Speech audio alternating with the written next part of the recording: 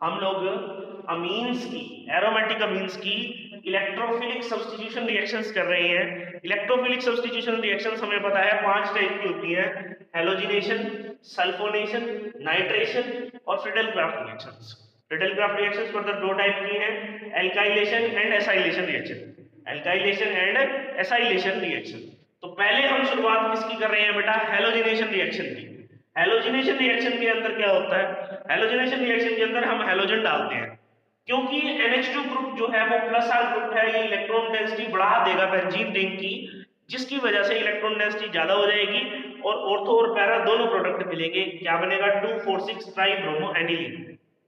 Bromine जो है वो 3 जगहों पर लग जाएगा। 2,4,6 पोजीशन पर ब्रोमीन लगा तो ये क्या बन गया? 2,4,6 try bromo aniline. 2,4,6 try bromo aniline. लेकिन मैं चाहता हूं मेरे को ऑर्थो और पैरा मिले, यानी कि ऑर्थो ब्रोमो एनिलीन और पैरा ब्रोमो एनिलीन हमको मिले। वो हम कैसे ले सकते हैं?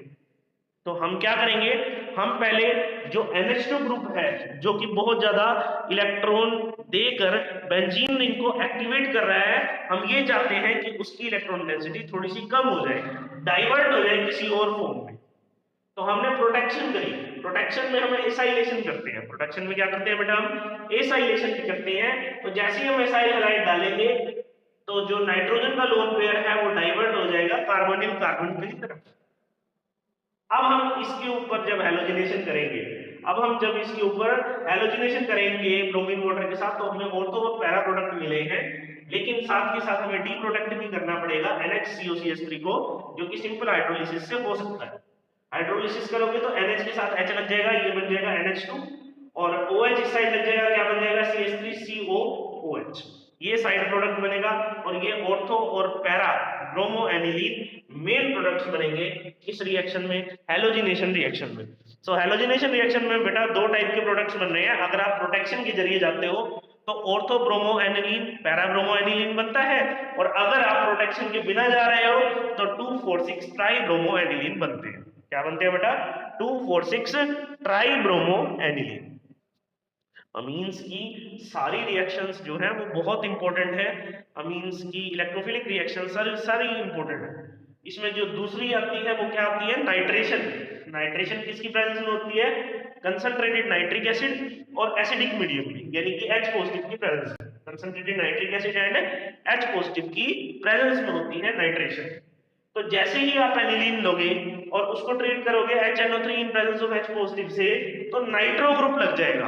अब ये नाइट्रो ग्रुप लगना चाहिए ऑर्थो पर और पैरा पर, यानी कि आपके पास 2 प्रोडक्ट आने चाहिए। एक आना चाहिए ऑर्थो नाइट्रो एनिलीन और दूसरा क्या आना चाहिए बेटा? Para nitro aniline. लेकिन हम क्या देखते हैं कि ऑर्थो नाइट्रो एनिलीन और पैरा नाइट्रो एनिलीन के साथ एक तीसरा प्रोडक्ट भी बनता है जिसका नाम है मेटा नाइट्रो एनिलीन। तो क्वेश्चन ये उठता है, where does it comes from? ये जो मेटा नाइट्रो एनिलीन है ये आया कहां से? ये आया कैसे बेटा? इसके पीछे जो रीजन है वो क्या है? Basic character of aniline. Aniline क्योंकि बेसिक है, H पॉजिटिव के साथ रिएक्ट करेगा, एसिड के साथ रिएक्ट करेगा और क्या बनाएगा? Anilinium salt. Anilinium salt. जो एनिलीन होता है वो तो प्लस आर होता है, जिसकी वजह से ऑर्थो पैरा डायरेक्टिंग होता है और ऑर्थो पैरा प्रोडक्ट बनते भी हैं। लेकिन जो एनिलीनियम साल्ट है वो क्या होता है? माइनस आर हो जाता है पॉजिटिव के आने पर।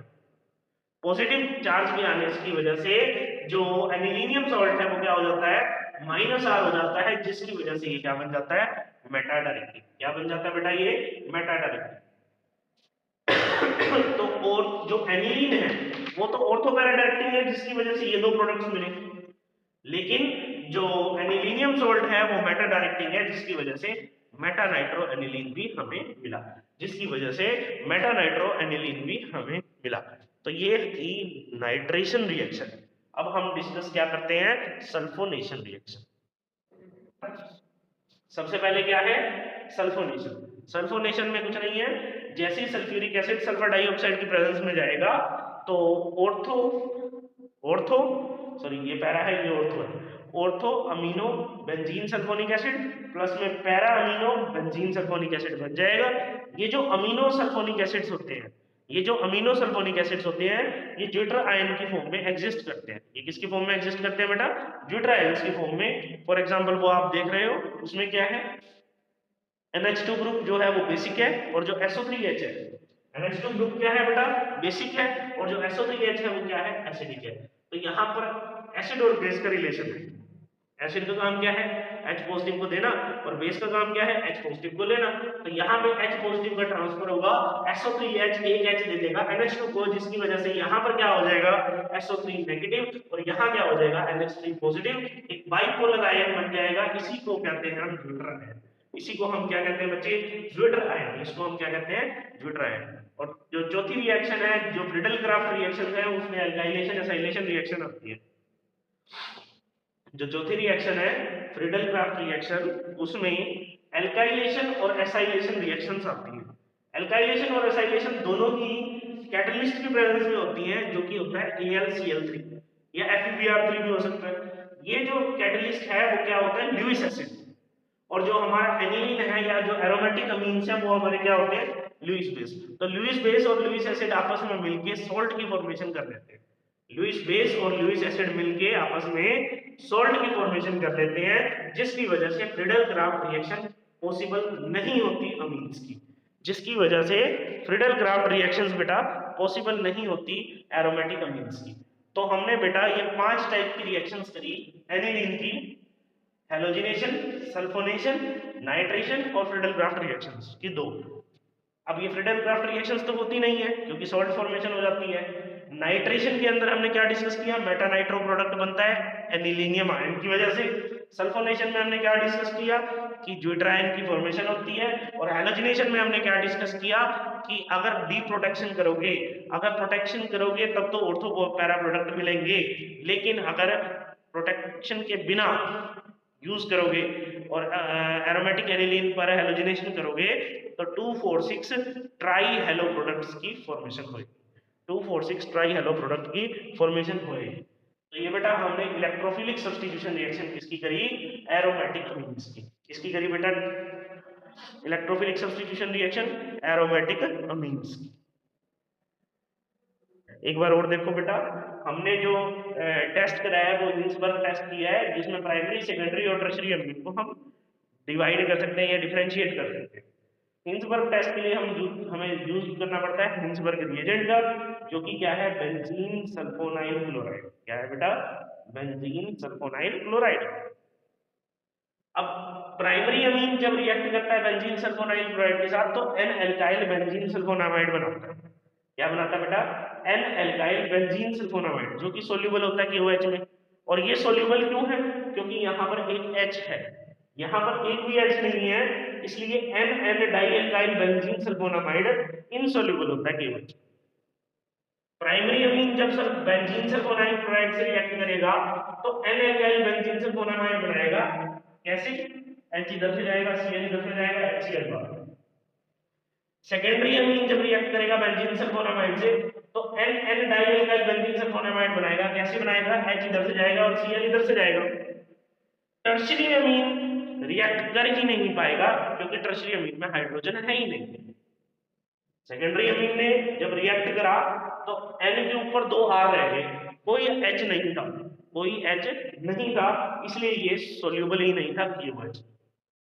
लेकिन जब primary amine benzene sulfonyl chloride के साथ रिएक्ट करता है तो एक H इधर से, एक Cl इधर से, HCl बाहर निकल जाएगा, लेकिन अभी भी इसके पास एक H रहेगा जो इसको सोल्यूबिलिटी प्रोवाइड कराएगा KOH के अंदर। इसीलिए N alkyl benzene sulfonamide soluble होते हैं KOH में, लेकिन N N di alkyl benzene sulfonamide soluble नहीं होते KOH। तो ये बेटा एक टेस्ट है प्राइमरी, ये एक टेस्ट था, ये बेटा एक टेस्ट था प्राइमरी, सेकेंडरी और टर्शियरी अमाइन। तो हमने आज 2 टाइप की चीजें करी, एक तो हमने करी बेटा इलेक्ट्रोफिलिक रिएक्शंस और दूसरा हमने करा बेटा ये टेस्ट प्राइमरी, सेकेंडरी और टर्शियरी अमीन्स के बीच में। इसमें अगर आपकी कोई भी दिक्कत है तो आप डाउट सेंड कर सकते हैं। इसी के साथ बेटा अमीन्स चैप्टर कंप्लीट हो गया है। कल हम D एंड F लोग शायद शुरू करें। सो आज के लिए बेटा इतना ही काफी है। So take care.